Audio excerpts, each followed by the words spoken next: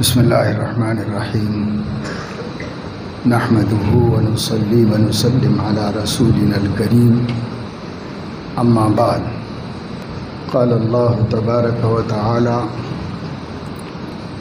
والذین یقطعون ما امر اللہ به ان یوصل ویفسدون فی الارض اولئک هم الخاسرون قال النبی صلی اللہ علیہ وسلم المسلم من سلم المسلمون من لسانه ويده او كما قال علیہ الصلاۃ والسلام۔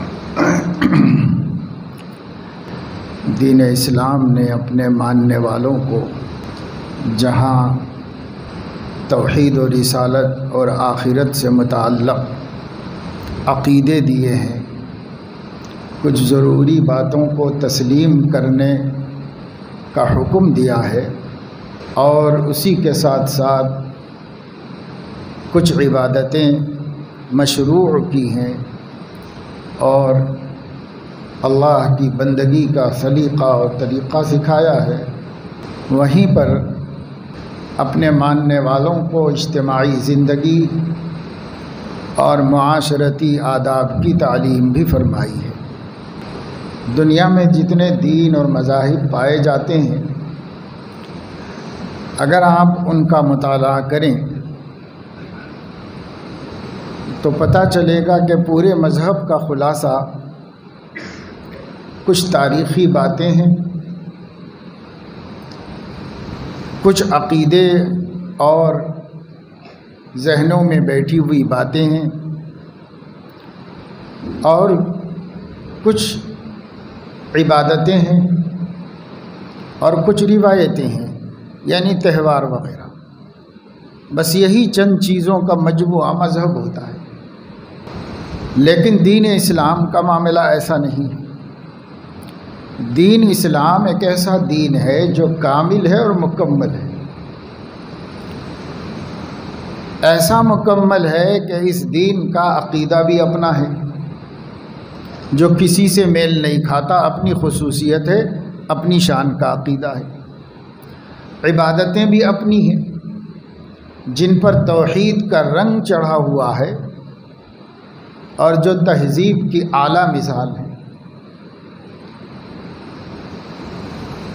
دین اسلام کی معاشرت بھی اپنی ہے،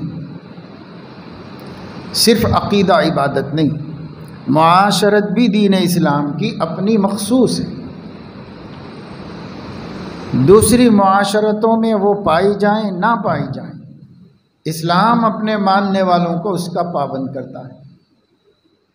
اسی طرح ہر قوم کی ایک ضرورت، جہاں معاشرت ہے وہیں پر معاملات بھی ہیں۔ کسی بھی اجتماعی زندگی میں ایک دوسرے سے ساجھا ہے، ایک دوسرے سے لین دین ہے، ایک دوسرے سے معاملات ہیں، قرض ہے، ادھار ہے، کرایہ ہے، اجارہ ہے، خرید و فروخت ہے۔ ہر معاشرے کی، ہر قوم کی ضرورت ہے، مسلمانوں کی بھی ضرورت ہے، لیکن اسلام کی خصوصیت یہ ہے کہ وہ آپ کے معاملات کو بھی زمانے کے اور رواج کے حوالے نہیں کرتا، بلکہ مخصوص طریقہ خود سکھاتا ہے اور خود بتاتا ہے۔ اور ایک چیز ہوتی ہے جو ہر قوم کی بنیادی ضرورت ہے، اور وہ ہے انسان کے اپنے شخصی صفات، عادات، اخلاق، اپنی ذات میں یہ بندہ کیسا ہے، اس کی صفتیں کیسی ہیں، اس کی عادتیں کیسی ہیں، وہ سب انسان کے اخلاقیات کہلاتے ہیں۔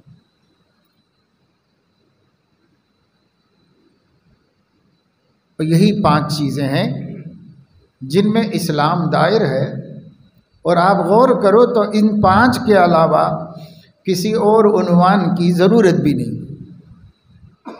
روحانی اعتبار سے ہر آدمی کا کوئی عقیدہ ہونا چاہیے، اور اس کی محبت اور اس کی فدویت کا کوئی مرکز ہونا چاہیے۔ یہ عقیدے کہلاتے ہیں جو مسلمانوں کو دیے گئے۔ وہ اللہ کی ذات ہے اور ایک ذات سے جڑ کر چند عقیدے ہیں، سب اللہ کی ذات سے ہی جڑے ہوئے ہیں۔ ہر عقیدہ توحید کا مظہر ہے اور ہر عقیدہ بندے کو ایک مرکز سے جوڑ دیتا ہے، اور وہ مرکز ہے رب تعالی شانہ، وہی مرکز ہے۔ جتنے عقیدے ہمیں دیے گئے ہیں اسلام میں، ہر عقیدہ اس مرکز سے اٹیچ ہے، اس سے جڑا ہوا ہے، اور جو اس سے جڑا ہوا نہیں ہے وہ عقیدہ نہیں ہے اسلام کا۔ جو اسلامی عقیدہ ہوگا وہ توحید رب سے جڑا ہوا ہوگا، اس سے کبھی جدا نہیں ہو سکتا۔ یہ مرکزی عقیدہ ہے، بالکل بنیاد کا پتھر ہے توحید کا عقیدہ۔ یہ کیوں ہے؟ اس کی وجہ یہی ہے کہ ہر انسان کو اللہ نے بنایا، اس کے بہت سے اعضاء بنائے جو مختلف کام کرتے ہیں، جو اس کے جسم کی سلامتی کا سبب ہیں، لیکن اس کے جسم میں ایک عضو اللہ نے ان تمام اعضاء انسانی کا حاکم اعلیٰ بنایا ہے، مقتدر بنایا ہے، مالک اور سلطان بنایا ہے، اور وہ عضو کا نام ہے عربی میں قلب، اردو میں ہم دل کہتے ہیں، اس کو فارسی میں بھی دل کہتے ہیں۔ یہ دل ہے جو ہمارے سینے کے اندر ہے، یہ پوری انسانی کائنات کی مالک ہے، اور یہ دل جو چاہے کرتا ہے، اس کو اختیارات پورے دے دیے اللہ تعالیٰ نے۔ تو دل جو چاہتا ہے کرتا ہے۔ آپ اچھا کام کرتے ہیں، ایسا کیوں کیا؟ تو میرا من چاہ رہا تھا۔ آپ برا کام کرتے ہیں، ایسا کیوں کیا؟ میرے من میں آیا تھا۔ تو ہر کوئی کام من کر رہا ہے، دل کو مقتدر اعلیٰ اللہ نے بنا دیا ہے۔ لیکن دل کو جو اللہ نے بنایا، اس میں ایک شان رکھی کہ وہ کسی پہ قربان ہونا چاہتا ہے، خود مالک و مختار ہو کر بھی کسی کا غلام بن جانا چاہتا ہے، کسی پہ قربان ہو جانا چاہتا ہے۔ اس میں اللہ نے یہ جذبہ رکھا، یہ ملکہ رکھا ہے۔ اور اس کے بعد اللہ تعالیٰ نے جو دین اسلام دیا، ہدایت و کامیابی کا رستہ دکھایا، تو ہمارے دل سے اللہ نے فرمایا کہ تیرا جو جذبہ فدویت ہے، یعنی قربان ہو جانے کا جو جذبہ ہے، اس جذبے کا مستحق وہ ہے جس نے تجھے پیدا کیا ہے۔ یہ اللہ نے بتا دیا۔ ایک میں ہی ہوں اور میرے علاوہ کوئی اس قابل نہیں ہے کہ تو جا کے اس پہ قربان ہو جائے۔ میں نے تجھے سب کا مالک بنا دیا ہے، پوری کائنات میں تصرف کرتا ہے۔ یہ دل چاہتا ہے آسمانوں سے باتیں کرتے پہاڑوں کو زمین دوز کر دیتا ہے۔ یہ دل چاہتا ہے تو سمندروں کے اندر ڈوب کر موتیاں نکال لیتا ہے۔ یہ دل چاہتا ہے تو بڑے بڑے طاقتور جانوروں کو، چوپایوں کو اپنا زیر نگی کرتا ہے، پچھاڑ کے قربان کر دیتا ہے اور اسے فنا کر دیتا ہے۔ یہ دل چاہتا ہے زمین کے سینے چاک کر کے جتنی دولتیں چھپائی گئی ہیں سب باہر نکال لیتا ہے۔ یہ دل آسمانوں پہ پرواز کراتا ہے۔ یہ دل انسان کو مہذب بناتا ہے، اور یہی دل انسان کو بدتمیز اور غیر مہذب بنا دیتا ہے۔ من کو اللہ نے یہ طاقت دی ہے، اسے پوری کائنات کا مالک بنا کر اس کو بتایا ہے کہ تیرا مالک میں ہوں، سب تیرے اوپر قربان ہیں، تو میرے اوپر قربان ہو۔ یہ اللہ نے دل کو سبق دیا ہے۔ جس کے دل نے اللہ کو فدویت کا مقام بنایا ہے وہ اللہ کا بندہ ہے، اور جس کے دل نے غیر اللہ کو اپنے قربان ہونے کا مرکز بنایا ہے وہ غیر اللہ کا بندہ ہے، وہ اللہ کا بندہ نہیں۔ اللہ کا بندہ وہ ہے جو دل اللہ پہ قربان ہے، وہی اللہ کا بندہ ہے، اور جس کا دل اللہ پہ قربان نہیں وہ اللہ کا بندہ نہیں۔ اسی ایک چیز سے خدا کا بندہ ہونا اور غیر کا بندہ ہونا ثابت ہو جائے۔ دل کس پہ مر رہا ہے، دل کس پہ قربان ہو رہا ہے؟ اللہ پر، اللہ کی وجہ سے نبی پر، اللہ کی وجہ سے دین پر، اللہ کی وجہ سے دین کے راستے کے مجاہدوں پر، اللہ کی وجہ سے ماں باپ پر، اللہ کی وجہ سے بیوی بچوں پر، اللہ کی وجہ سے مال دولت پر، جس سے بھی اس کا رشتہ ہے، تو اگر ڈائریکٹ ہے تو یہ حرام اور ناجائز رشتہ ہے، اور اگر اللہ کے واسطے سے ہے تو وہ جائز اور حلال اور پسندیدہ اور قرب الہی کا سبب ہے۔ واسطہ مگر اللہ کا ہونا پڑے گا۔ ڈائریکٹ آپ کسی چیز کو اپنا دل نہیں دے سکتے، کسی کو بھی نہیں دے سکتے، تھرو ہے، اللہ سے ہو کے جائے گا۔ بیوی کو چاہو لیکن اللہ سے ہو گئے کہ اللہ کے حکم کی وجہ سے، اللہ کے حکم کے مطابق۔ بچوں سے محبت کرو مگر ڈائریکٹ نہیں، اللہ کی وجہ سے، اللہ کے حکم کے مطابق۔ ماں باپ سے بھی محبت کرو پر براہ راست نہیں کر سکتے، اللہ کی وجہ سے، اللہ کے حکم کے مطابق کرو۔ سیم و زر سے، مال و دولت سے محبت کرو، منع نہیں ہے پر ڈائریکٹ نہیں ہے، اللہ کی وجہ سے، اللہ کے حکم کے مطابق کرو۔ کاروبار سے محبت رکھو، اللہ کی وجہ سے، اللہ کے حکم کے مطابق رکھو۔ جائیدادوں سے، زمینوں سے، کھیتیوں سے، باغوں سے محبت رکھو، کوئی بات نہیں، دل لگتا ہے تو لگنے دو پر ڈائریکٹ نہیں لگ سکتا، اللہ کی وجہ سے، اللہ کے قانون کے مطابق لگ سکتا۔ یہی فرق ہے بندگی میں اور بغاوت میں۔ بندہ بن کر رہنا ہے تو جو کام بھی کرو اس میں نسبت اللہ کی ہونی چاہیے، اگر اللہ کی نسبت نہیں ہے تو پھر یہ تمہارے لیے درست نہیں ہے، تمہارے لیے جائز۔ اللہ نے ایسا نہیں کیا کہ بالکل ہی ہمیں کوئی چیز کی طرف نہیں دیکھ سکتے، کسی چیز سے محبت نہیں رکھ سکتے، ایسا اللہ پاک نے کچھ نہیں کیا۔ بہت چیزیں ہمارے من کی پسند اللہ نے ہمارے لیے حلال کر کے رکھی، لیکن اسی وقت حلال ہیں جب کہ وہ خدا کی نسبت سے ہو، اور اگر خدا بیچ میں نہیں ہے تو جس میں خدا نہیں ہے وہ تمہارے لیے حلال نہیں ہے، وہ تمہارے لیے حرام ہے۔ اس لیے کرنا اتنا ہے کہ حرام کی طرف تو نظر بھی نہیں اٹھا کے دیکھو، اور حلال کو اپنا محبوب بناؤ، مرغوب بناؤ، حلال کے لیے محنت کرو، حلال کو پاؤ اور جمع کرو۔ اور اس میں اتنا اور کر لینا ہے کہ یہ ڈائریکٹ اور براہ راست محبت نہیں ہو سکتی، یہ محبت اسی مرکز پہ جائے گی جو مرکز محبت اللہ کی ذات ہے، اس مرکز پہ جائے گی، وہاں اجازت لے گی، پھر یہاں آئے گی۔ اور اگر اللہ کی اجازت نہیں تو نہیں آئے گی۔ اللہ کی اجازت کیسے لیں گے آپ کیسے پوچھیں گے اللہ سے؟ تو ہماری محبت اللہ کے پاس جائے گی، اور جس سے محبت کرنا چاہتی ہے اگر اللہ اس کی اجازت دیتے ہیں، یعنی قرآن و سنت میں اجازت ہے تو ادھر جائے گی، نہیں ہے تو رک کے واپس آ جائے گی کہ بھئی ہمیں اللہ سے اجازت نہیں ملی، اب ہم یہ محبت نہیں کر سکتے۔ نفس پرستوں نے، بدماشوں نے ایک حسین جملہ چلا دیا ہے کہ محبت پاکیزہ چیز ہے، محبت پاکیزہ ہی ہوتی ہے، ناپاک نہیں ہوتی، لہذا آپ کسی سے بھی کرو پاک ہے۔ یہ کہہ کر غیروں سے، نامحرموں سے ناجائز محبتیں چلا رہے اور کہہ رہے محبت ایک پاکیزہ چیز ہے۔ یہ بے دینوں نے، زندیقوں نے چلائی ہوئی بات ہے، اللہ رسول نے نہیں کہی ایسی بات۔ اللہ تعالیٰ اور اس کا رسول یہ کہتا ہے جو محبت خدا کی نسبت سے ہو وہ پاکیزہ محبت ہے، اور جو محبت خدا تعالیٰ کو چھوڑ کر ہو وہ ناپاک محبت ہے، وہ ناجائز محبت ہے، اس محبت کا صلہ اور انجام جہنم اور اس کے عذاب ہے، چاہے آپ کی نیت کتنی اچھی کیوں نہ ہو۔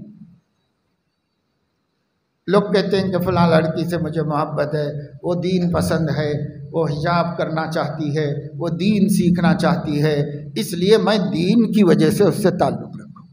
100% جھوٹ ہے، کوئی دین وین نہیں ہے، نفس ہے، نفس کے علاوہ اور کچھ بھی نہیں، سب بیکار باتیں ہیں جو نفس کا دھوکہ ہے، سراسر دھوکہ ہے نفس۔ اگر دین ہوتا، خدا ہوتا دل میں، تو جب خدا نے منع کر دیا ہے تو آپ کو کیوں بھلائی سوچ رہی ہے؟ یہ اس کے باپ کی ذمہ داری ہے، یہ اس کی ماں کی ذمہ داری ہے، یہ اس کے حقیقی بھائی کی ذمہ داری ہے۔ آپ کی کیا ذمہ داری ہے؟ آپ کو اللہ نے منع کر دیا ہے، آپ منع میں رہو، آپ دور رہو، آپ نگاہ کی حفاظت کرو، اپنے دل کے رخ کو پھیر لو کہ یہ ڈائریکٹ جا رہا ہے، نہیں جانے دیں گے۔ اللہ کے توسط سے جاتا ہے تو جانے دیں گے۔ اللہ کے توسط سے یہ ہے کہ آپ اس لائق ہیں تو آپ پیغام بھیجیے نکاح کا، اگر منظور ہو جائے تو کر لیجیے، پھر اس سے جتنی چاہے محبت کیجیے۔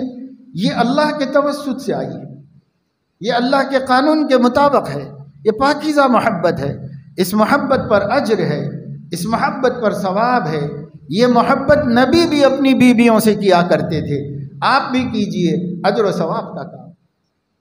لیکن جب وہ خدا تعالیٰ تک نہیں گئی اور ڈائریکٹ اس کی چوکھٹ پہ چلی گئی تو غیر اللہ کی چوکھٹ پہ جانے والا مشرک ہے۔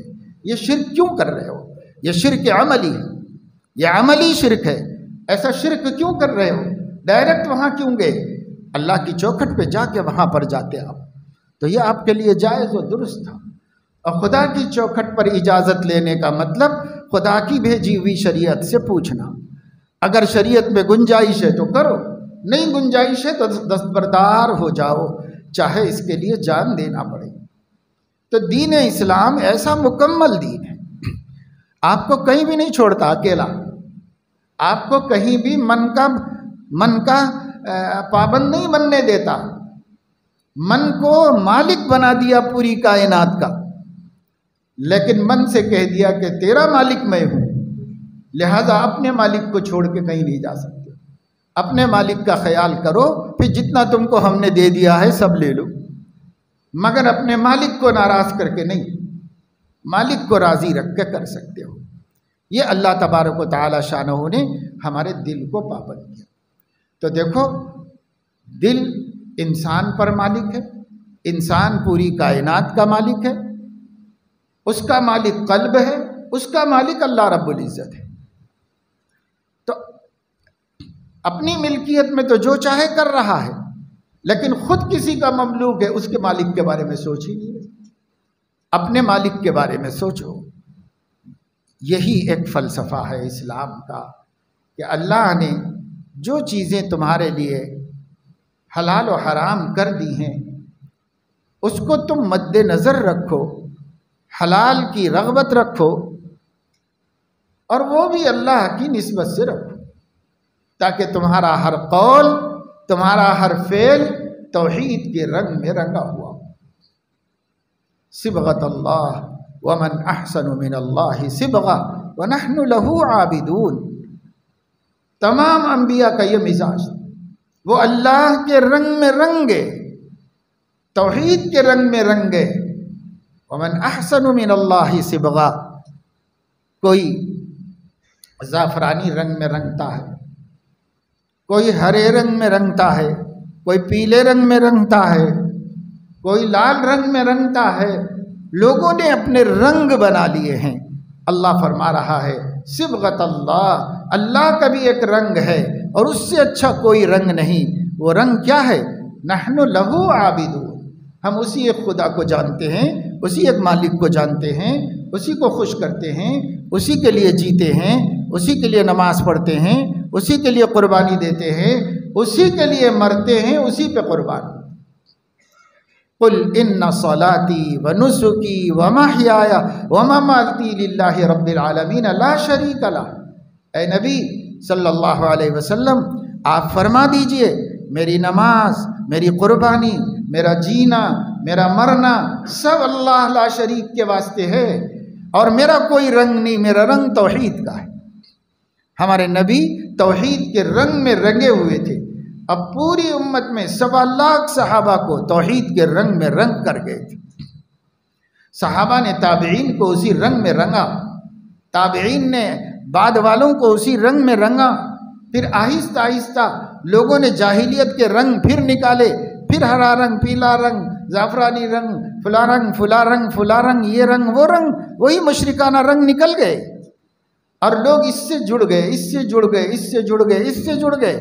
اللہ نے فرمایا نہیں، ہم قبول کریں گے، ہمارا ایک رنگ ہے، ہم ایک ہیں، ہمارا ایک رنگ ہے، اسی رنگ میں نبی کو ہم نے رنگا ہے اور جو اس رنگ میں رنگے گا بس وہی قبول ہوگا۔ یہ آیت اس پس منظر میں نازل ہوئی کہ یہودی بچہ جب پیدا ہو جاتا تو اس بچے کو تست میں ٹب میں ایک رنگ گھولتے تھے، وہ زعفرانی رنگ گھولتے تھے، جو ہر یہودی دماغ کا رنگ وہی ہے، جو یہودیوں کا رنگ ہے، جو یہودیوں کے زچے بچے ہیں ان کا بھی وہی رنگ ہے۔ ایک ٹب کے اندر پانی ڈالتے، اس میں زعفران گھولتے اور زعفرانی رنگ میں اس کو پانی کو رنگ دیتے، پھر اپنے بچے کو اس میں ڈبکی دے کے نکالتے تھے، اپنے نومولود کو جو ابھی پیدا ہوا بچہ ہے اس بچے کو اس میں ڈبکی دے کے نکالتے تھے، اور جب اس میں ڈبکی دے کے نکالتے اس کا کلر اس کے جسم پہ کچھ چڑھ جاتا تو کہتے تھے کہ اب ہمارا مذہب کا کلر اس کو چڑھ گیا ہے، اب کوئی اس کو یہودیت سے نہیں ہٹا سکتا، مطمئن ہو جاتے تھے۔ اسی پس منظر میں اللہ نے فرمایا بھائی رنگوں میں رنگنا بھی ہے تو اہل ایمان سے ہم کہیں گے صبغت اللہ، اللہ کے رنگ میں رنگ جاؤ، یہ سب مخلوق کے رنگ چھوڑو، خالق کے رنگ میں رنگو۔ اور خالق کا رنگ کیا ہے؟ توحید کا رنگ ہے۔ آپ کی ہر ادا سے، آپ کی ہر ندا سے، آپ کے بول سے، آپ کی زبان سے نکلنے والے ایک ایک حرف سے، آپ کی آواز سے، آپ کی حرکات سے، آپ کی سکنات سے، آپ کے جاگنے سے، آپ کے سونے سے، آپ کے خریدنے بیچنے سے، آپ کے ایک دوسرے سے معاملہ کرنے سے، آپ کی انگ انگ سے، آپ کی ادا ادا سے توحید کا عقیدہ ٹپ کے یہ مسلمان ہے، یہ مسلمان ہے۔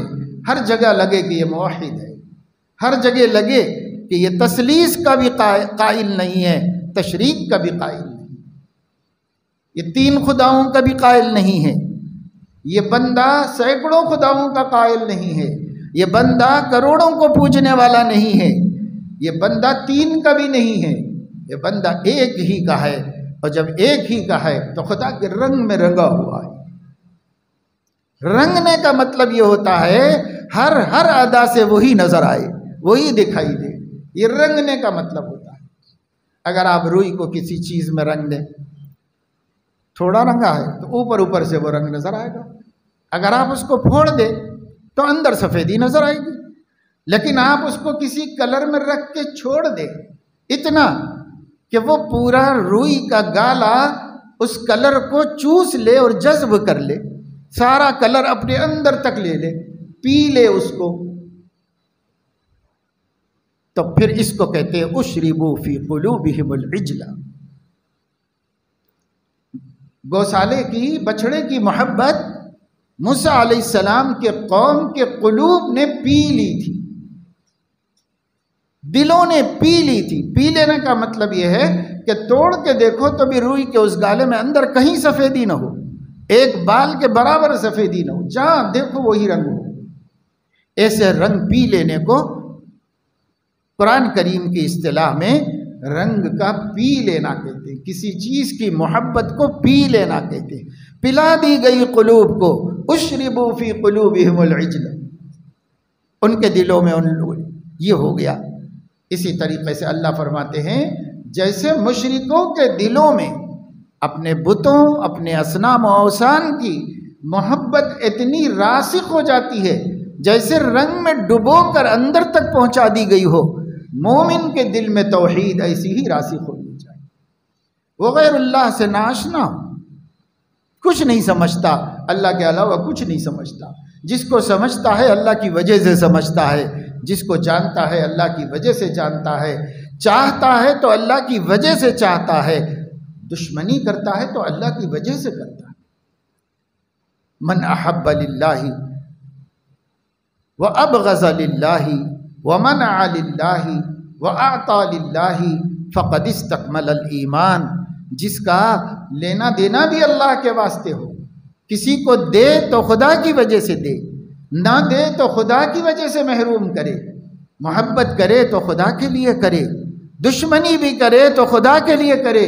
کوئی کام ایسا نہ ہو جہاں پر درمیان میں اللہ نہ آ رہا ہو، جہاں اللہ نہیں آ رہا ہو وہ تمہارے نفس کے لیے ہے، وہ اللہ کے لیے۔ اس لیے اپنے دل کو توحید کے رنگ میں جو رنگ لے گا، جو اپنی پوری زندگی کو اسلام کے رنگ میں رنگ لے گا، تو اس کی زندگی میں کوئی حرکت و سکون اسلام کے خلاف نہیں۔ اب اس کا عقیدہ دیکھو تو اسلامی ہے، کوئی عقیدے میں جھول نہیں ہے۔ اسلامی عقیدہ وہ ہے جو توحید کے رنگ میں رنگا ہوا ہو۔ جو عقیدہ دیکھو اسلامی عقیدہ ہے، کیونکہ اسلام میں وہ ڈوب کے نکلا ہے، اس کو اس کے اندر ڈبکی دی گئی ہے اسلام کے اندر، اس لیے وہ اس کے ہر حرکت و سکون سے اسلام اسلام اور اسلام۔ اسی طریقے سے عبادت کرے گا تو اسلامی عبادت کرے گا۔ اسلامی عبادت وہ ہے جہاں دور دور تک شرک کا اور نفاق کا شائبہ نہ ہو۔ اسلامی عبادت کی شان ہی توحید ہے۔ اگر توحید کامل ہے، معرفت خالص ہے، تو وہ عبادت ہے، نہیں تو وہ عبادت اللہ کی عبادت نہیں۔ ہر چیز میں اللہ ہونا چاہیے، اللہ ہو، اور اللہ کا ہونا بھی احکام کے مطابق ہو۔ بسا اوقات انسان اللہ ہی کے واسطے کوئی کام کرتا ہے، نیت اچھی ہے، سلامت ہے، خلوص ہے، لیکن حکم کے مطابق نہیں ہے، تو حکم کے مطابق نہ ہونے سے بھی وہ مردود ہو جائے گا عمل۔ اس لیے میں نے شروع میں بار بار آپ کو یہ بتائی کہ اللہ کی وجہ سے اللہ کے حکم و قانون کے مطابق دو شرطیں ہیں، دونوں شرطیں پائی جائیں۔ آپ نے نماز پڑھی، یہ صرف اللہ کے واسطے پڑھی ہے، اور یہ نماز اللہ کے قانون کے مطابق پڑھی ہے، تب یہ آپ کا عمل بندگی کا عمل ہے۔ اللہ کی وجہ کا مطلب یہ ہے کہ کسی اور کو دکھانا مقصد نہیں تھا، اور اللہ تعالیٰ کا حکم ہے بھائی اس وجہ سے نماز پڑھنے جا رہا ہوں، یہ اللہ کی وجہ سے ہو گیا۔ اللہ کے حکم کے مطابق کا مطلب یہ ہے کہ وہ پڑھنا نبی کے طریقے کے مطابق ہو۔ جب دو چیزیں جمع ہو جائیں گی بندگی ہو جائے گی، اللہ اس عمل کو قبول فرما لے گا اور اپنے بندوں میں شمار فرما لے گا۔ اس لیے یہ دو چیزیں اپنے اندر ہونی چاہیے، اللہ کی وجہ سے کرو اور اللہ کے کہنے کے مطابق کرو۔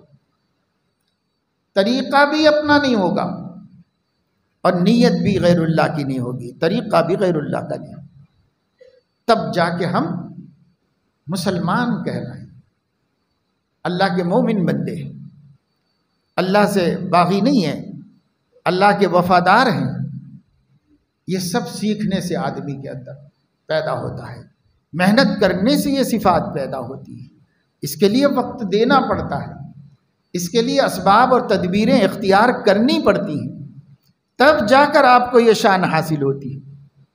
نہیں تو محنت تو کر رہے ہیں بھائی، کام بھی کر رہے ہیں، خوش فہمی میں بھی ہیں کہ ہم بڑے دیندار ہیں، پر اللہ ہی بہتر جانتا ہے کہ اس دینداری کا کیا معیار ہے، کیا اللہ پاک نے اس کو اپنے لیے اور اپنے قانون کے مطابق مانا ہے۔ اگر مانا ہے تو قبول ہو جائے گا، اور اگر نہیں مانا ہے تو مردود ہو جائے گا، نہیں قبول ہوگا۔ اس لیے محنت کرنی پڑتی ہے، مسلسل کوشش کرنی پڑتی ہے، آدمی کوشش کرنے والا کامیاب ہوتا ہے۔ صحابہ کرام اسی رنگ میں رنگ گئے تھے، صحابہ کرام اسلام کے سانچے میں ڈھل گئے تھے، وہ جو بولتے، وہ جو کرتے، وہ جو ان کی حرکت ہے یا سکون ہے، سب اسلام کے مطابق، سب اسلام کے مطابق۔ اسی وجہ سے ان کو حجت بنا دیا گیا۔ حضرت صلی اللہ تعالی علیہ وسلم نے ارشاد فرمایا ہے، طوبی لمن رآنی، بہت خوش قسمت ہے اور بڑے نصیبے والے ہیں وہ لوگ جن کی آنکھوں نے مجھے دیکھا ہے۔ یہ صحابہ تھے جن کی آنکھوں نے نبی کو دیکھا تھا، چاہے ایک لمحے کے لیے ایک ہی دفعے دیکھا، لیکن روئے انور کی زیارت کی ہے اس آنکھ نے۔ طوبی لمن رآنی، نبی فرما رہے نہایت خوش قسمت دنیا کا وہ انسان ہے چاہے کتنا محتاج غریب ہو۔ 72 صحابہ صفہ پر رہتے تھے، صحیح بخاری میں ہے کہ اتنا کپڑا بھی نہیں تھا کہ سطر چھپا سکے، لیکن مقام کیا ہے صاحب؟ مقام یہ ہے کہ آگ کو جرأت نہیں، جہنم کے آگ کو جرأت نہیں کہ نبی کو دیکھنے والے کو جلا سکے، جرأت نہیں۔ پر یہ دیکھنا ایمان کی حالت میں ہو، ورنہ مشرکوں نے بھی دیکھا ہے۔ یہ دیکھنا ایمان کی حالت میں ہو، جو مومن ہے اس کا دل صاف ہے، جب نبی کی نظر پڑے گی دل کی دنیا آباد ہو جائے گی۔ اور جو کافر ہے اس کا دل گدلا اور گندا ہے، نبی نظر 10 دفعے بھی ڈالیں گے، نظر میں کوئی کمی نہیں ہے، مگر دل اس کو قبول کرنے کے قابل نہیں ہے۔ اس لیے اس سیاہ اور گندے اور کالے اور میلے دل پر نبی کی اس لائق ہے کہ نبی کی نظر کو پر کوئی ایمان والا، اس لیے ایک نگاہ ڈالی، اس نگاہ نے اس کے ایمان کو عرش تک پہنچا دیا۔ اب کوئی ان جیسا نہیں ہو سکتا۔ تو یہ تو صحابہ کی بارے میں فضیلت ہو گئی، لیکن آگے بڑھ کر سنیے کہ حضور علیہ السلام کیا فرما رہے ہیں، وَطُوبَى لِمَنْ رَآ مَنْ رَآنِي، جس نے مجھے دیکھا اس کو دیکھنے والا بھی خوش قسمت ہے۔ صحابی کا یہ مقام ہے، اپنی زیارت کو خوش قسمتی قرار دیا اور اپنے زیارت کرنے والوں کی زیارت کو بھی خوش قسمتی قرار دیا اللہ کے نبی صلی اللہ علیہ وسلم۔ تو یہ کیوں؟ اس وجہ سے کہ 100% اسلام کے سانچے میں ڈھل گئے تھے، جیسا نبی ان کو بنانا چاہتے تھے وہ بن گئے تھے، آپ ان کو جس اخلاق کے سانچے میں ڈھالنا چاہتے تھے ڈھل گئے تھے۔ اس وجہ سے ان کو بھی اپنے ساتھ جوڑ کر ایک فضیلت عطا فرمائی اور ایک مقام و مرتبہ عطا فرمایا، اور یہ فرمایا آگ اس کو نہیں چھو سکتی، جس نے مجھے دیکھا ہو اسے آگ نہیں چھو سکتی۔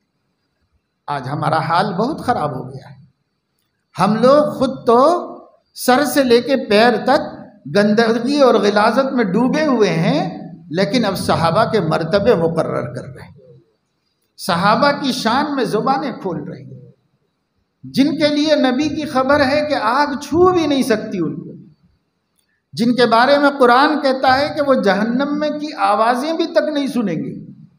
جہنم میں جانا تو بہت دور کی بات ہے، جہنم کی جو آوازیں ہیں، گڑبڑ ہے، چیخ پکار ہے، وہ بھی نہیں سنیں گے۔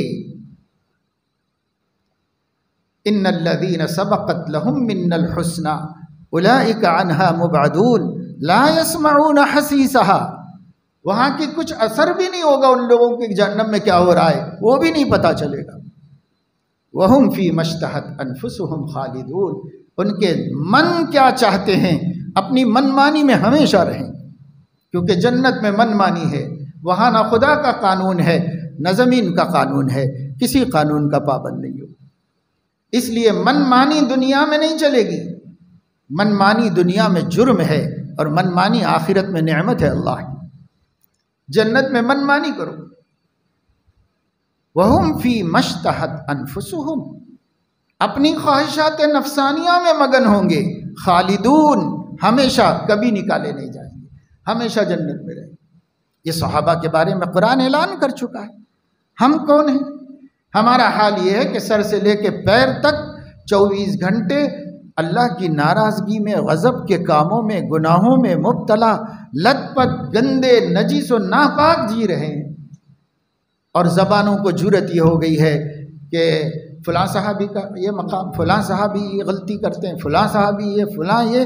آج کل تو سوشل میڈیا پہ دیکھو، ابھی محرم سفر کے دن چل رہے، کتنی کیسی کیسی باتیں ہو رہی ہیں۔ تعجب روافظ پہ نہیں ہے کہ ان کے ایمان اور ان کے دین کے بنیادی پتھر صحابہ کو برا بھلا کہنا ہے، تبرہ ان کا اپنا مذہب ہے اور دین ہے، تو ان کو کرنے دو، وہ تو ان کا دین ہی ہے۔ لیکن افسوس کہ سنیوں کی زبان پہ، سنیوں کے قلم سے صحابہ کے بارے میں ایسی باتیں سامنے آتی ہیں جن کو دیکھ کر تعجب ہوتا ہے کہ کیا یہ قرآن پہ ایمان نہیں رکھتے؟ کیا یہ لوگ نبی پاک صلی اللہ علیہ وسلم کی حدیثوں پہ ایمان نہیں رکھتے؟ نبی تو ان کو پارسا کہیں اور ہم ان کی گردن ناپ رہے ہیں، ہم ان کے دیندار اور بے دین ہونے کے فیصلے کر رہے ہیں، مخلص اور منافق ہونے کے فتوے لگا رہے ہیں۔ کیا ہمارا مقام ہے، وہ کیا کر رہے ہیں؟ اس کو کہتے ہیں سورج پہ تھوکنا۔ جو سورج پہ تھوکے گا اسی کے منہ پہ آ کے گرے گا، سورج تک کہاں پہنچے گا؟ صحابہ سورج ہیں، ان پہ تھوک کے کوئی فائدہ نہیں ہے آپ کو، آپ ہی کا منہ کالا ہونے والا ہے، دنیا میں بھی اور آخرت میں آپ ہی ذلیل و رسوا ہونے والے ہیں۔ نبی نگاہیں پھیر کے جانے والے ہیں آپ سے، آپ کو دیکھنا بھی نہیں چاہتے قیامت میں۔ جو ان کے اصحاب، جو ان کے تربیت یافتہ لوگوں پر انگلی اٹھائیں گے، نبی ان سے منہ پھیر لیں گے، دیکھیں گے بھی نہیں انگلی۔ کیوں اپنی عاقبت برباد کرتے ہیں؟ کیوں اپنی زندگیاں خراب کرتے ہیں؟ بہرحال میں یہ بتا رہا ہوں کہ اسلام ایک مکمل دین ہونے کے ناطے اس کے پانچوں شعبوں کو زندگی میں زندہ کرنا ہے ہم کو۔ ہمارا عقیدہ اسلام کے مطابق ہو جائے، خاندان کے مطابق، رواج کے مطابق، زمانے کے مطابق، علاقے کے مطابق آپ مسلمان ہیں، اس کا کوئی اعتبار نہیں۔ اسلام کے مطالبے کے مطابق آپ مسلمان ہیں تو ہی مسلمان ہیں۔ باقی حکومتیں کہتی رہیں گی یہ مسلم، یہ مسلم، یہ مسلم، وہ بولتے رہیں گے، اللہ تھوڑی۔ اللہ نے جیسا اسلام، جو عقیدہ نبی لے کر آئے وہی عقیدہ، جس کی اصل، اساس اور بنیاد کا پتھر توحید باری تعالی ہے، اور سب اسی رنگ میں رنگے ہوئے عقیدے، اور تین بنیادیں ہیں: عقید توحید، عقید رسالت و نبوت، اور عقید آخرت۔ یہ تین عقیدے ہیں۔ یہ تین عقیدوں میں بھی اصل جو ہے وہ عقید توحید ہے۔ اب باقی جتنے عقیدے ہیں وہ چھوٹے چھوٹے پھیلا کر کے، الگ الگ کر کے سمجھائے جائیں تو 100-150 عقیدے مسلمانوں کے بنتے ہیں۔ وہ انہی تین کی تشریح میں بنتے ہیں۔ اصلاً تو یہی تین عقیدے ہیں جو ہمیں دیے گئے ہیں، اسی کے ضمن میں اور عقیدے بنتے ہیں۔ بعض حضرات نے 100 سے زائد عقیدے اہل السنت والجماعت کے، مومنین کے لکھے کتاب و سنت کی روشنی میں۔ ان کو سمیٹا جائے تو وہ صرف 30-32 عقیدے بنتے ہیں۔ ان کو بھی مختصر کیا جائے تو وہ 7 بنتے ہیں جو ایمان مفصل میں، اور مجموعی طور پر اتنا مان لینا بھی کافی ہو جاتا ہے۔ اور اس کو اور سمیٹا جائے تو 2 بنتے ہیں جو کلمہ شہادت میں ہیں، اور اس کو اور سمیٹا جائے تو 1 بنتا ہے جس کو کلمہ طیبہ کہتے ہیں، وہ لا الہ الا اللہ۔ یہ توحید، بس اس توحید پر بنا ہے اسلام۔ تمام آسمانی مذاہب کی جو جان ہے وہ توحید باری تعالی ہے۔ اللہ کو ذات و صفات میں یکتا و یگانہ سمجھنا، اور اللہ کے بارے میں ایسی بات نہیں کہنا جو اس کی شان وحدت کے خلاف، ایسی کوئی بات نہیں کہنا۔ یہ بنیاد کا پتھر ہے، اسی میں جو کمزور ہے تو اس کا بھی ایمان ہی کمزور ہے۔ اس کے بعد دوسرا عقیدہ رسالت کا، تیسرا عقیدہ آخرت کا، اور پھر اس کے ضمن میں بہت سے عقیدے ہیں، کتابوں کے بارے میں، فرشتوں کے بارے میں، حساب کتاب کے بارے میں، لوح و قلم کے بارے میں، عرش و کرسی کے بارے میں، برزخ کے بارے میں، قبر کی راحت یا قبر کے عذاب کے بارے میں۔ اسی طریقے سے حضرت محمد صلی اللہ علیہ وسلم کی خصوصیت کے بارے میں، آپ کے آخری نبی ہونے کے بارے میں، دیگر انبیاء سے افضل ہونے کے بارے میں، آپ ہی کے لائی ہوئی ہدایت میں کامیابی محذوف ہونے کے بارے میں، ہر عقیدہ جو ہوگا وہ ان 3 سے ریلیٹڈ ہوگا، ان سے جڑا ملا ہوا ہوگا۔ یہ عقیدے توحید، رسالت، آخرت اور اس کے جزیات جو ضروری معلوم ہونا چاہیے، معلوم کرنا، اور وہ اسلام کے مطابق ہونا۔ رواج کے مطابق نہیں. بہت سے عقیدے رواج میں بھی چلے ہوئے ہیں، آپ بہت سے لوگ بنائے ہوئے ہیں. جیسے یہ مہینہ چل رہا ہے، اس مہینے کو منحوس سمجھنا رواج میں ہے. پہلے بہت تھا، اب بھی ہے. آج بھی لوگ اس مہینے کو منحوس سمجھنے کی علامت یہ ہے کہ آج بھی شادی خانے ویران پڑے ہوئے ہیں،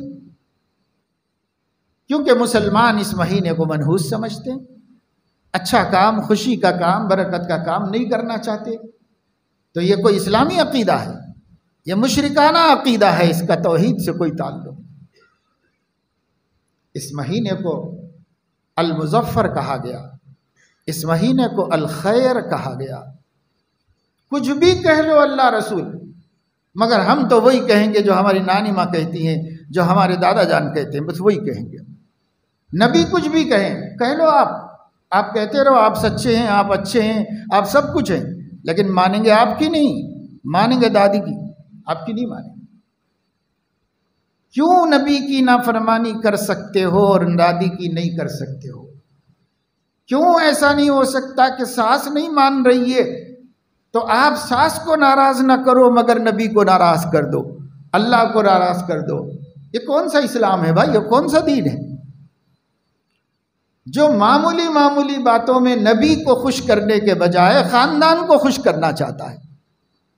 یہ کون سا ایمان ہے؟ کون سا دین ہے؟ کبھی اپنا دین بھی تو پرکھ لو نا، عقل کی کسوٹی پر. اللہ نے عقل دی ہے، اس پہ پرکھ کے دیکھو. اللہ وفادار سمجھے گا تم کو؟ خاندان والے نہیں مان رہے، بیوی نہیں مان رہی ہے، دادی نہیں مان رہی ہے، اماں نہیں مان رہی ہے، ساس نہیں مان رہی ہے، نہیں یہ مہینے میں نہیں کریں گے، یہ مہینے میں نہیں کریں گے. تو ان سے کہو کہ بھائی ایمان کا تعلق ہے اس سے، یہ ایمان کا تعلق ہے. اگر آپ اس وجہ سے کہیں کہ بھائی ابھی کچھ کام باقی ہے، کچھ تیاری باقی ہے، بعد میں کر لیں گے، تو چلو ٹھیک ہے، وہ انتظامی بات ہے، اس میں تو کوئی حرج نہیں. اگر آپ یوں کہو کہ اس مہینے میں نہیں کرنا ہے تو یہ ایمان کا مسئلہ ہے. میں ایمان کا سودا نہیں کروں گا، اسی مہینے میں کروں گا، چاہے آپ ناراض ہو جائیں، اللہ کو ناراض نہیں کیا جائے گا. ناراض کرنے کے قابل پوری کائنات ہے، اللہ تو صرف راضی رکھنے کے قابل ہے. ناراض کرنا اللہ کے لیے نہیں ہے. اس لیے میں نے آپ کو شروع میں بتایا، پوری کائنات اللہ نے ہمیں دے دی اور ہمارے اوپر ہمارے دل کو حاکم بنا دیا اور دل پر اپنے کو مالک بنایا ہے. لہذا دل کو مان کے چلنا پڑے گا کہ میرے آقا کو میں ناراض نہیں کر سکتا. مان کے چلنا پڑے گا. آپ کے ہاتھ پیر اپنے آقا کو ناراض نہیں کر رہے. دل بول رہا ہے کہ یہ نامحرم عورت کو دیکھوں، دل بول رہا ہے تو آنکھ نافرمانی نہیں کر رہی، دیکھ کے بتا رہی، دکھا رہی ہے. دل بول رہا ہے کہ غیبت سنو تو کان آپ کو ناراض نہیں کر رہے ہیں، کان آپ کو سنا رہے ہیں. دل بول رہا ہے کہ کسی کی چیز چوری کر لوں، ہاتھ آپ کی نافرمانی نہیں کر رہا ہے، آپ کو چوری کر کے دے رہا ہے. دل بول رہا ہے کہ فلم دیکھنے کے لیے جاؤں تو پیر آپ کی نافرمانی نہیں کر رہا ہے، جا کے بتا رہا ہے. دل بول رہا ہے کہ بدکاری کروں تو شرمگاہ بھی آپ کی نافرمانی نہیں کر رہی ہے، کر کے دے رہی ہے آپ کو. ہر عضو کا دل کو مالک بنا دیا، جو دل چاہے ہر عضو مان کے دے رہا ہے، اور دل کا مالک اپنے کو بنایا اللہ نے. ہم اس کی ماننے کے لیے تیار نہیں. دیکھ رہے ہیں کہ میرا ہر عضو میری مان رہا ہے. کبھی نہیں ہوتا کہ دیکھنا چاہوں اور آنکھ نہ دیکھے، کبھی نہیں ہوتا کہ سننا چاہوں اور کان نہ سنے، کبھی نہیں ہوتا کہ ہاتھ بڑھانا چاہوں اور نہ بڑھے. دیکھ رہے ہیں آنکھوں سے، پورا جسم ہمارے دل کی مان رہا ہے، اور ہمارے دل کو اللہ کی ماننا چاہیے تو نہیں مان رہا. تو کیا بات ہے، اللہ نے ہمارے ماتحتوں کو فرما بردار بنا دیا ہے. بے اختیار ہے فرما برداری کرنے میں. اگر اختیار ہوتا ہمارے جسم کو، اللہ با اختیار بناتے ہماری طرح جسم کو، تو آپ اگر گناہ کرنا چاہتے تو کوئی عضو تیار نہ ہوتا، شل ہو جاتا. جیسے ابراہیم علیہ السلام کی زوجہ پر بابل کے بادشاہ نے، مصر کے بادشاہ نے بری نیت سے ہاتھ بڑھانا چاہا تو ہاتھ شل ہو گیا اس کا، یعنی مفلوج ہو گیا، آگے بڑھ ہی نہیں سکا. اور پورا جسم بیٹھ گیا اس کا۔ ان سے ہی کہا ذرا دعا کر دو میرے لیے، اللہ سے تمہارے بولو کہ میں ٹھیک ہو جاؤں، میں پھر بری نیت سے نہیں ہاتھ بڑھاؤں گا۔ انہوں نے دعا فرمائی، دعا کرتے ہی اللہ نے رحم کر دیا، جیسا تھا ویسا ہوا۔ پھر نیت خراب کر کے پھر ان کی طرف ہاتھ بڑھایا۔ انہوں نے کہا اللہ میں نے اپنے پاک دامنی کو کبھی متاثر نہیں کیا حلال کے علاوہ، آپ حفاظت فرمائیے۔ فوراً اللہ نے حفاظت کر دی، اس کا ہاتھ شل ہو گیا، آگے بڑھ ہی نہیں سکا اس کا ہاتھ۔ تو دیکھو جیسے ایک اللہ نے اپنی قدرت کے طور پر اور ایک اپنی نیک و صالحہ قانتہ بندی کی کرامت کے طور پر ہاتھ شل کر کے دکھایا، ہمارا پورے جسم کو اگر اختیار ہوتا نا تو وہ ہم سے زیادہ اللہ کے وفادار ہوتے۔ ہم بری جگہ دیکھنا چاہتے، آنکھ اندھی ہو جاتی اور کہتی کہ میں اپنے رب کے خلاف نہیں کرنے دوں گا، لیکن اللہ نے ہمارے اعضاء کو بے اختیار بنا کر ہمارا پابند کر دیا، اور ہم کو اختیار دے کر اپنا پابند بنایا۔ ہم اس اختیار کا ناجائز فائدہ اٹھا کے اللہ کی نافرمانی کریں، ناجائز فائدہ اٹھا رہے ہیں اس اختیار کا اور اللہ کی نافرمانی کر رہے ہیں۔ اس لیے یہ ہرگز نہیں ہونا چاہیے۔ اپنے آپ کو، اپنے عقیدوں کو درست کرو۔ کوئی عقیدہ توحید کے خلاف ہمارے گھر میں نہیں ہونا چاہیے، ہمارے دل میں نہیں ہونا چاہیے، ہمارے بیوی بچوں میں نہیں ہونا چاہیے۔ صرف وہی توحید سے والا عقیدہ جو نبی نے صحابہ کو دیا، صحابہ نے تابعین کو دیا، پھر بعد والوں نے اسے ایک جگہ محفوظ کر دیا کتاب و سنت کی روشنی میں، وہی ہمارا عقیدہ، اس سے ہٹ کر ہمارا کوئی عقیدہ نہیں ہوگا۔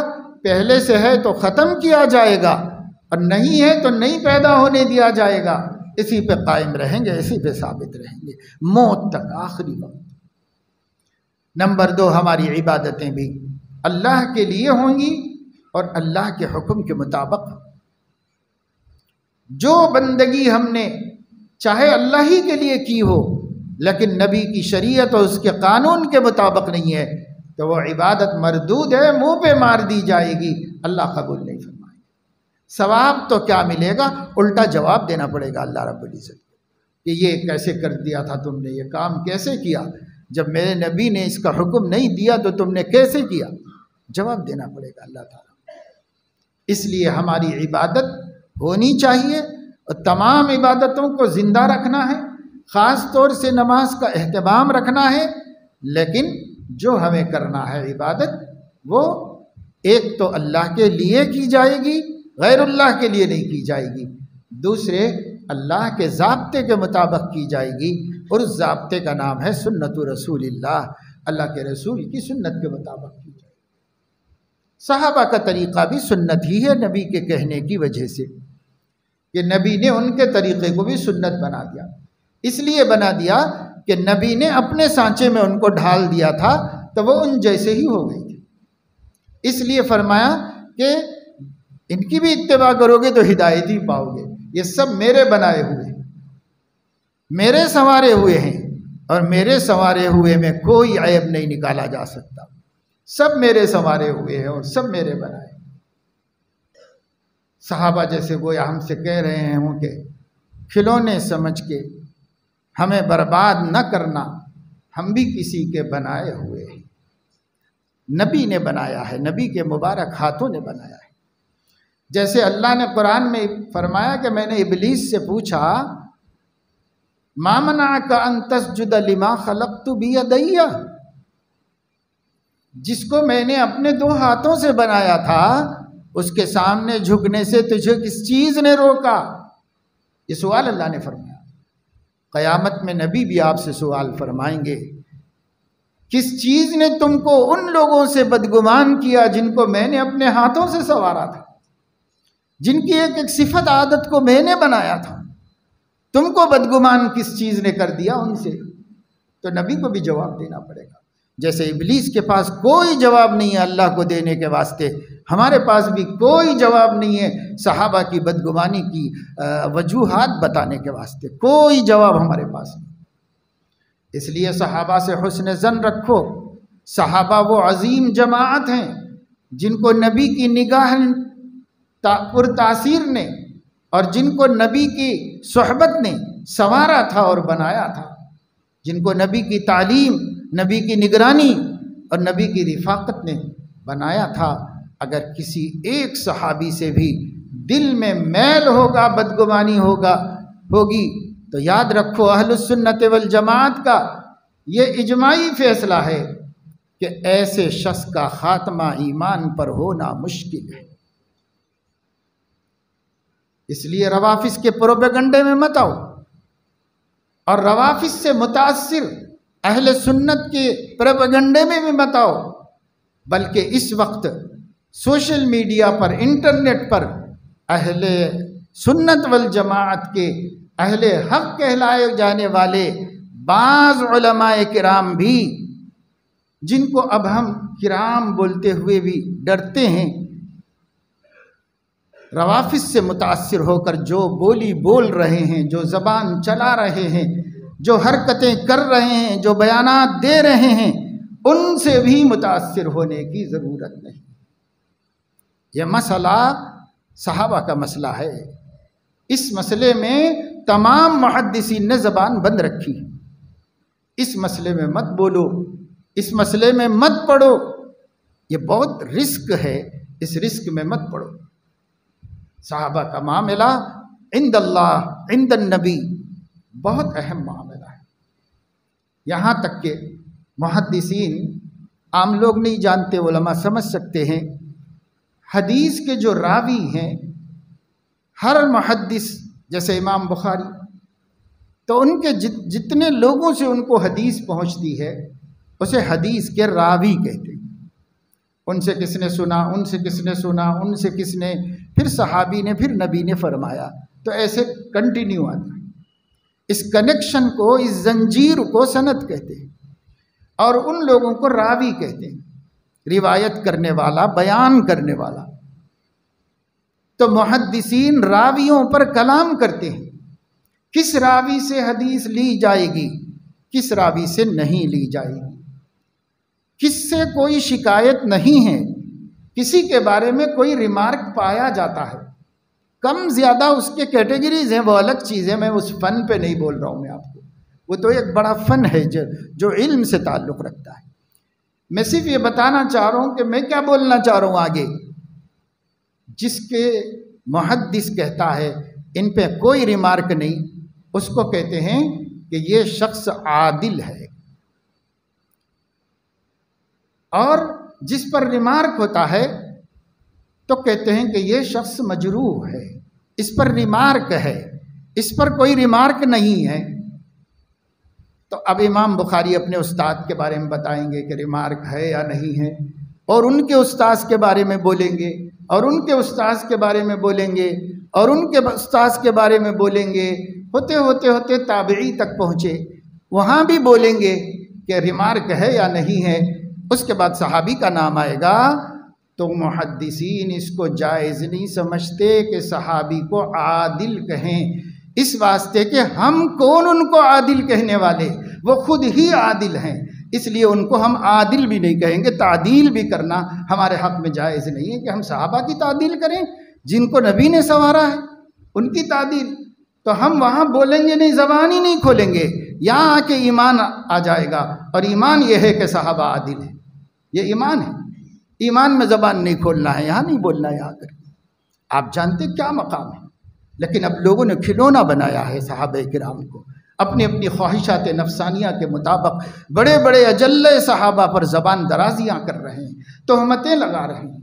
اگر کوئی تہمت تاریخ میں ہے تو تعویل کر کے، توجیہ کر کے ان کی آبرو بچانا مسلمان کی ذمہ داری ہے، چجائے کہ الٹا ان چیزوں کو لے کر کے تہمتوں کو پختہ کر رہے ہیں، پکا کر رہے ہیں، یہ بہت بری بات ہے۔ تو عقائد کا درست ہونا، عبادات کا درست ہونا، معاملات کا بھی درست ہونا، معاشرت کا بھی درست ہونا، اور اخلاق کا بھی درست ہونا، یہ سب چیزیں جب اسلام کے سانچے میں ڈھل جائیں گی تب جا کر کے ہم سچے مسلمان کہلائیں گے، اور نہیں تو ادھورے مسلمان ہوں گے، کوئی کم کچھ کم، کوئی کم کوئی زیادہ، اور ہو سکتا ہے بعض کا ایمان ہی معتبر نہ ہو، ایسی غلطیاں کر رہے ہوں جس سے ایمان ہی معتبر نہ ہو، اللہ بچائے۔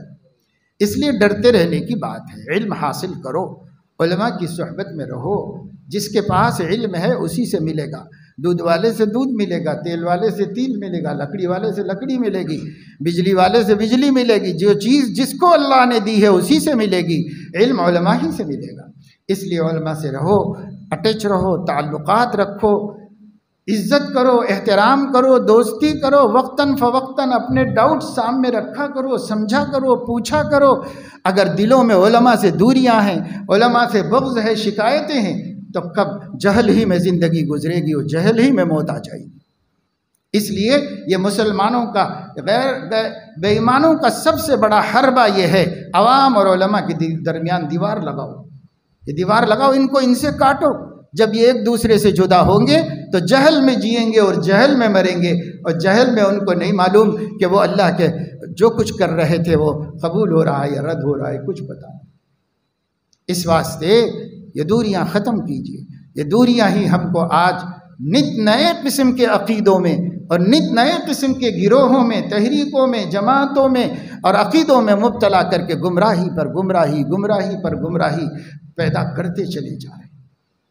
لوگ آج گمراہی کے دہانے پہ کھڑے ہوئے ہیں، وجہ بس یہی ہے کہ وہ علم سے دور ہیں۔ ہر آدمی عالم تو نہیں بن سکتا، لیکن ہاں ہر آدمی عالم سے دوستی رکھ سکتا ہے۔ یہ کون سا مشکل کام ہے، یہ تو رکھ سکتا ہے۔ لیکن کوشش کی جا رہی ہے اس زمانے میں، ہر جماعت کوشش کر رہی ہے کہ عوام اور علماء کے درمیان میں بدگمانیاں اور فاصلے پیدا ہو جائیں، اور یہ فاصلے پھر اپنی چلانے کا موقع دیں گے۔ اور اگر یہ فاصلے نہیں رہیں گے، ہم کچھ بولیں گے وہ جا کے عالم سے پوچھ لے گا، تو ہماری نہیں چلے گی۔ اپنی گمراہیاں پھیلانے کے لیے پہلا کام عوام کو علماء سے بدگمان کر کے دور کر دینا۔ جب فاصلہ پیدا ہو گیا، اپنی گمراہیاں جتنی چاہے پھیلاؤ، چلاؤ، آیتیں پڑھو، حدیثیں پڑھو، بھٹکاتے رہو لوگوں کو۔ اللہ بچائے اور مسلمانوں کو اپنی اس کمزوری کا احساس نصیب فرمائے۔ یہ بڑی بنیادی غلطی ہے جو مسلمانوں نے اختیار کی ہے، اس کو جلد سے جلد ختم کریں گے۔ جتنا جلدی ختم کریں گے اور عوام اور علماء کے درمیان اتحاد اور موافقت اور محبت پیدا ہوگی، تو پھر جہل کے گڑھوں میں گرنے سے یہ امت بچے گی، ورنہ گرتی چلی جائے گی، گرتی چلی جائے گی۔ اللہ مجھے آپ کو سب کو توفیق عمل نصیب فرمائے۔ آمین وآخر دعوانا۔